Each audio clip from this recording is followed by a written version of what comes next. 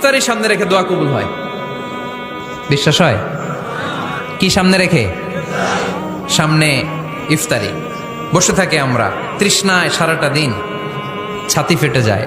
আল্লাহ দেখে, দেখতে দেখতে আল্লাহর একটা সফট কর্নার তৈরি হয়। এটাই সুযোগ কাজে লাগানোর, ঠিক কিনা? মুমিন যোগ্য যে কোপ মারে, সময় মতো কাজ করে, ঠিক কিনা? আল্লাহ তখন ফেরেশতাদেরকে জিজ্ঞেস করে, এই ঘটনা কি? খায় না যে? খায় না কেন? আল্লাহ রোজা রাখছে। এগুলো কি? রো আফজা, পেঁয়াজ, আলুর চপ, বেগুনি, মুরগির রান খায় না। খায় না কেন? ওরা যে ক্ষুধার্ত। আল্লাহ আপনার ভয়ে। তাই কি চায়? আল্লাহ আপনার কাছে ক্ষমা চায়। ক্ষমা চায়, আল্লাহ রহমতের দরিয়ায় জোশ খেলে যায়।